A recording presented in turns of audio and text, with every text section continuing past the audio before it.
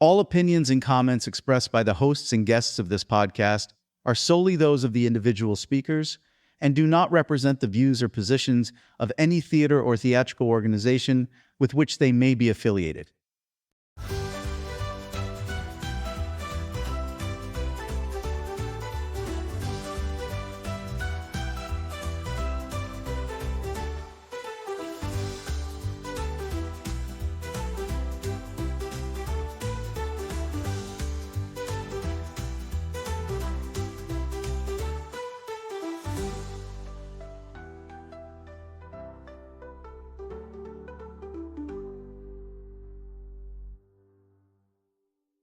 Welcome to the ACT Podcast, Actors Creating Together, a podcast dedicated to theater here in the South Texas area.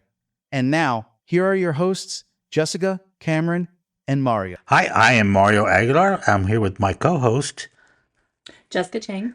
And Cameron Spencer. And we are going to tackle all the things that come with theater in the area. So we will be, I don't know, y'all want to talk about what we're going to do as far as... Lots of plans. We've got lots of plans. What are our ideas to make this podcast really? Well, we're going to talk about backstage, front stage, on stage, and everything in between to make the community theater happen. Focusing, here in the Bay Area of Corpus Christi and all of South Texas. Aurora Arts Theater is in heart of Corpus Christi, and we have a huge place in our heart for them and really want to focus on that theater and all those around us because it's such a tight-knit community and respecting each other and uplifting each other and making the arts come together. Okay. And along with this, we're going to bring in some guests, some directors, some actors, maybe some techies, and later on we're going to get an interview with the one and only Mary Chapa herself. Yes. Yeah. And to get y'all, keep y'all on your toes, we're also going to have some games.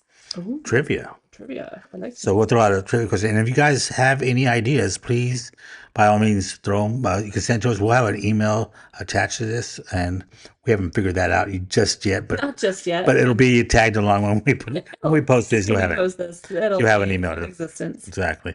We also want to kind of talk about the news. We'll be promoting all the local productions and things that are going on in the South Texas area. We have a few theaters that are operational in our area that we can promote and talk about their shows and when they're going to have auditions for up and coming shows. Yeah, Aurora is getting ready to do a Rocky Horror show. Rocky Horror is coming out here pretty soon. They've already cast that and they are in They're pre-production. They're about 5 weeks in, 4 to 5 weeks into rehearsals, Right. and they're going to launch on the 19th? Yep. I believe so. September 19th at 20. So we're looking for that's a yearly thing that Aurora does, and it's never disappoints. They always sell out. So This is their 15th year? 15th year. I think they did it pretty much every year. And They haven't. already dropped a hint for the next production. Oh yeah, we're not going to say anything because they haven't announced it They yet. haven't announced it officially yet. But we, all three of us, know what it is, and it's. I guess we can give it a hint, couldn't we? It's the holiday. It's a holiday It's a holiday show. It's a little- Usually, what they are around the holidays is a holiday show. All theaters tend to do that. But we're also going to talk about even some other shows, some off Broadway shows that come into Corpus and just come in for the one time. That's been thing. announced recently. hasn't it? Yeah, there's a few shows that are coming. I think Miss Doubtfire is coming. Hadestown's coming. And if you want to promote your production all the way down to high school productions and some of the school productions as well, they're now coming out. We've seen so many junior shows. Yeah. That CCISD is coming out. They've started their rehearsals for Aladdin. see, so Yeah. So that's gonna they be haven't released the cast list, even though they've been 1 week into rehearsals. So, wow. yeah. That's kind of strange, but that's coming, I'm sure. And when that happens, we'll be able to talk about it a little bit more.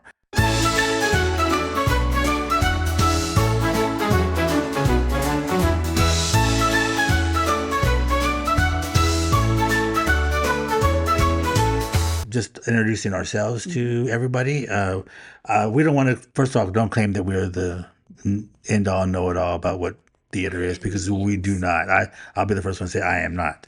But we want to go around the table here and talk about what we all bring to the podcast. And again, we want to invite you guys to participate by sending in your questions or any kind of things that you might want to ask us, or we can have a talk about, because we will have a segment where we take a topic and speak about it and kind of go around the room and talk about what it means to us, whatever it is, auditioning, if it's a stagehand, if it's directing, any kind of those kind of questions. So Yep. I'm going to let Jessica go first, and she can tell us what her background is. All right. So, first and foremost, what brought me into the theater in general was my high school days. I'm lovely 40 years young now, but back in the day in high school, speech and debate. And we also did, of course, musical theater and straight plays, lots of Shakespeare in high school. And then continued speech and debate on into my college days, and actually got a scholarship to the community college doing speech and debate for them. Cool. And then years later, having two amazing daughters, they got into theater. And then I became a theater mom. And so, as a theater mom, there's a lot that goes behind the scenes as a theater mom. You get your sewing techniques out, you get your arts and craft techniques out to do anything to make that production happen, especially in the community theater where money isn't just flowing in and out. You've Sure. got it takes the community to make it happen. And so the moms and dads would 100% pull together to make sure the props and everything were made to make the best show possible. And then through that sector of being a theater mom, did some acting again in some of the adult portions of the show that they needed to cast, and how to bring those skills back out. And then after COVID, we had to get really creative on what to do in regards to bringing some better quality theater back onto the stage. And so myself and a few theater friends, we started a new theater together. Started a theater in Tulsa, Oklahoma.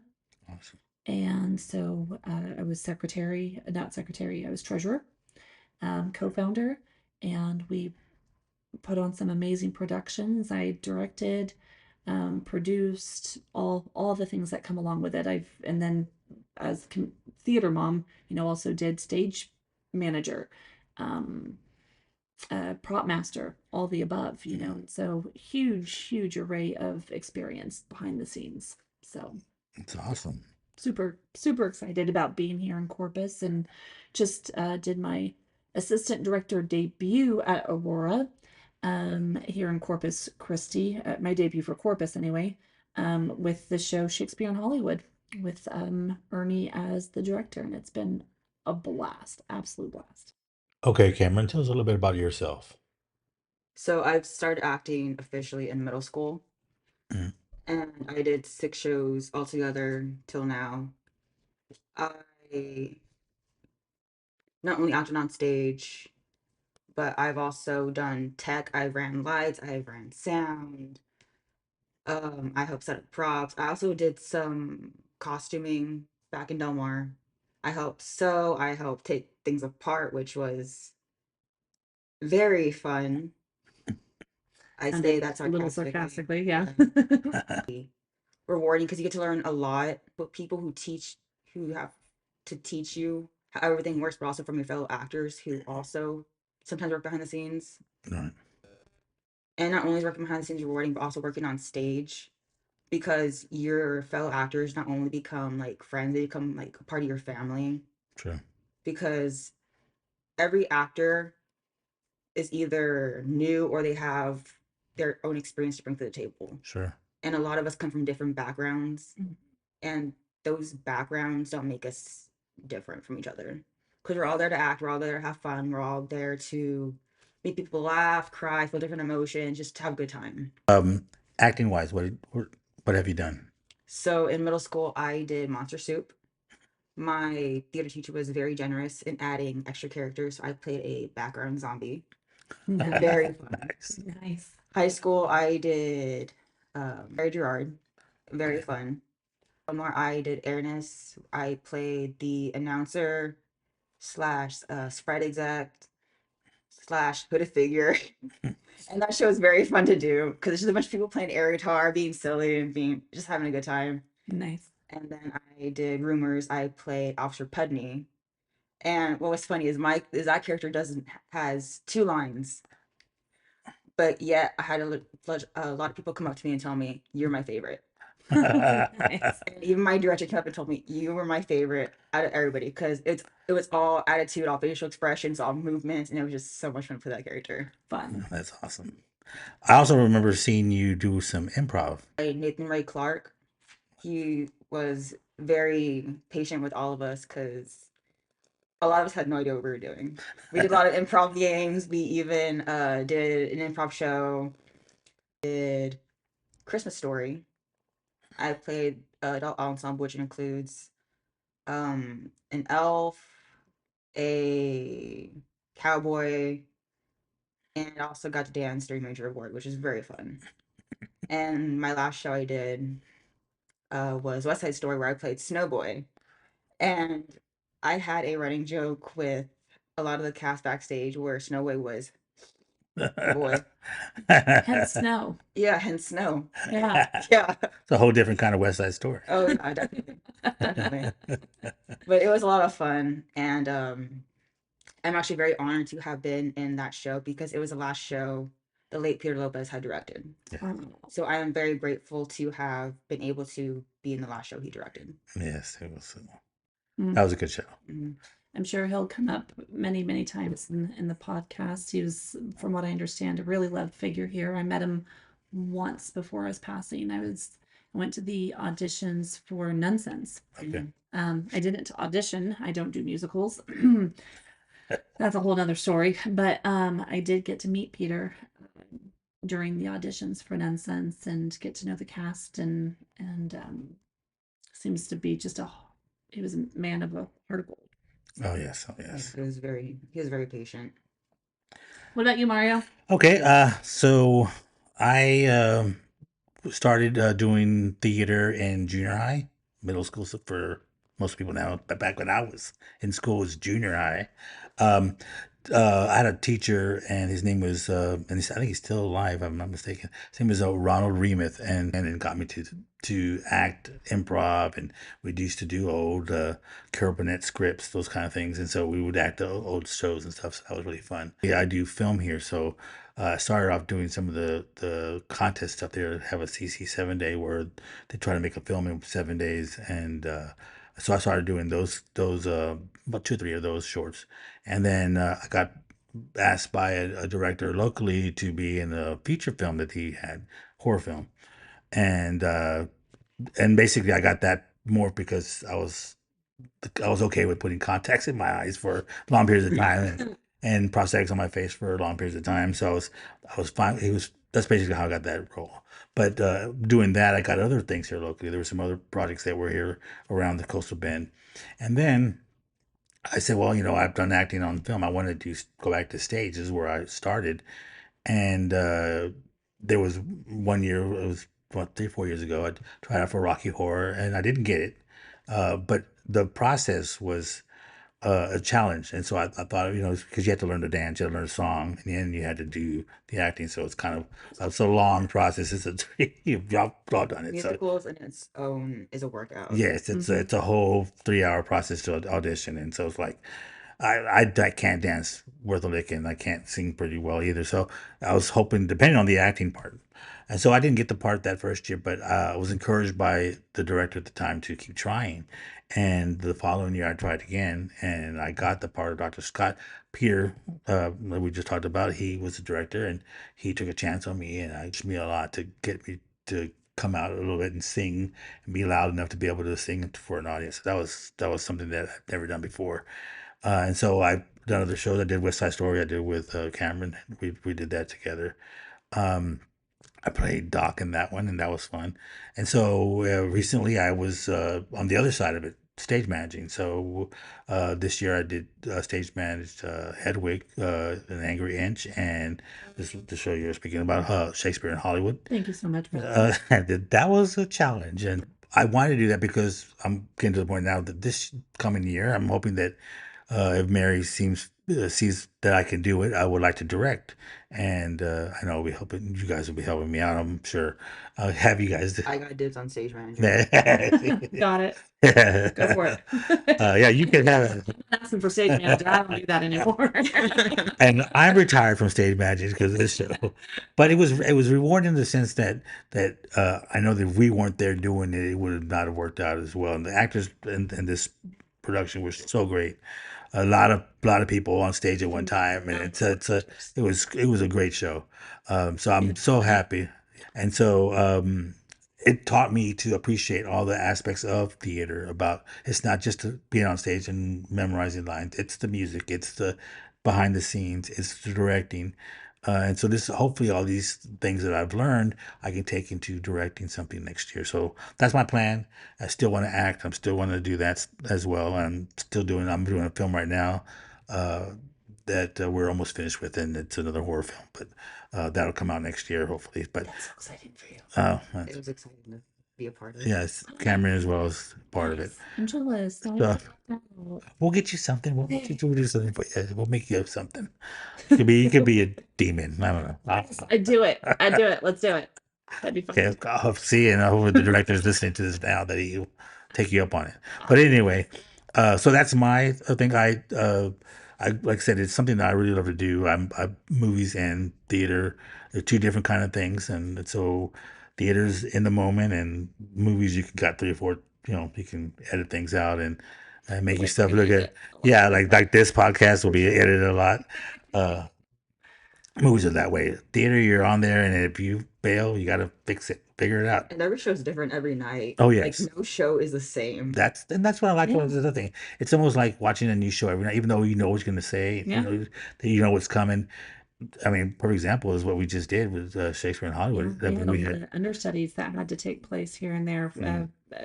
At Aurora, the shows typically run 7 weekends long. yeah. That's 21 shows. hmm And, it's a volunteer based type situation. So when you've got somebody who's got something planned or someone gets sick, you better have somebody who can jump in and run the role. So, our last 2 nights, closing night, phenomenal Drake. Props to Drake for coming in as Oberon, the main lead character, and I'm not gonna lie. Every time he said he was king of the fairies, I was gonna say yes, queen. it was great. But he's not used to blowing bubbles in the Coca-Cola bottle. I And see, so, and I didn't see that. Well, I was back behind the stage, so I well, didn't see. share with the world right now that when he went to go blow bubbles in it's the glass old Coke glasses, like the little small old Coke glasses. He went to blow bubbles into the Coke glass because he doesn't know what Coca-Cola is or what a straw is since he's from the world of fairies. And so the Coca-Cola went splashing out of the bottle all over his face, all over his co-actor's face on stage, and they're just standing there keeping as calm as possible from laughing and nonstop. The whole audience is amok. It was hilarious. And that was kind of the benefits, I guess, of having understudies because they would bring a different tone to that character. The two Oberons played it totally differently, I thought. Yeah. And even when Cash filled in for Cash filled in for Dick Dick Powell. Powell and did it totally different. Yeah. And but that adds to it. I think that it's like you said, going to be able to go one night see these people perform, and they come back see different people do it Yeah. a totally different way, and it's two different kinds of funny. Yeah, we even had an entire weekend where Puck was played by Ray Yes. instead of Bella. Yeah. Exactly. And so, and it's phenomenal. So it was great that we got to do that. We're now finished with that, and so we're into the new the fall season. So the last 2, I think we're like I said, we're having Rocky Horror coming And up, the unannounced and the unannounced Christmas show, Christmas holiday show. Christmas holiday show. So and then next year, and I know that there's I think in the future episodes we're going to have a segment where we're going to be able to announce all the other Harbor Playhouse, the Port Aransas Theater. The Playhouse just released their Yes. 2026. They did, and I think we'll save that for next time. I think we can go a little bit more into each of those shows, and speak about them, and then maybe we'll have more information about auditions for that first one they're gonna have. So Yeah, that's because coming up. auditions will be the first weekend or the week after Rocky Yes. Oh, starts for the for Christmas the show. Christmas show. They Right? have Christmas Story, so that's right. Oh, Christmas, not Harbor. Christmas Carol. Christmas Carol. I'm sorry. We did Christmas Story this past year. That's right. So Christmas Carol is done pretty much every year with Right, the Harbor. Barbara. Yes. Yeah. So it's kind of a thing that they do. So that's coming up pretty soon. I'm just really excited that we're putting all this together, and we're gonna bring some information to you guys, and hopefully be able to speak on things that matter to you all and the audience out there listening. And definitely let us know if there's anything you'd like us to touch bases on and share our thoughts about. Later on, you'll hear from Mary Chopper herself, the owner of the Aurora Arts Theater. And that's going to probably be hopefully in our next episode. Yeah, that'd be I'm great. going to get with her when we can have some time. We can do that. Right now, we are at Jessica's house recording, but I think we're going to probably try to record out of the Aurora Theater if there's time permitting. I know there's a lot of things going on over there. Mm-hmm. They're always building the new production. They're rehearsing, so it might be kind of hard to do, but we'll find some time that we're going to do it every day. So this will be a weekly podcast, hopefully. We're going to try to do it that way and Should see, do it that way. Yeah. and see if we don't have enough things to talk about or any interviews, we'll maybe every other week. But I think we're going to shoot for a weekly thing. And if you have any ideas, please shoot them to us. We will have I'm sure, a Facebook page and all the socials and email for us Facebook, to. Instagram. Yeah, well, I'm sure we're going to set all that up here pretty soon. We're hoping to get this out here in the next few days so that then y'all can enjoy it. Tell us what you want. And then again, we're going to make this for everybody. So it's not just going to be what we want, but we want to hear what you want. And so please send those things in. If you see us in the street, you can come tell us. Mario's voice. I think out of the three of us, Mario's voice is the most distinct. Well, it's deeper. Right? It's deeper and gravelly. It's old age. I'm sorry. And it sounds worse as it be recorded. So yeah, I don't like the way I sound. But anyway, we're passionate about this, so we're gonna stick it out. Please, you guys, participate, help us out, and if you know anybody that wants to listen to this or is interested in theater, please share it with them as well. us too. Let them know that Not just we're in just. Coastal Bend Yeah, area. spread it out. Throw it to whoever you want to send it to. We like any guest. It doesn't have to be in Corpus or South Texas. So with that, thank you for joining us. Please come back for our second episode. Hopefully it will be with Mary Choppa. If not, we'll have somebody, I'm sure. Figure it out. And we'll figure it out. But until then, we'll see you on stage.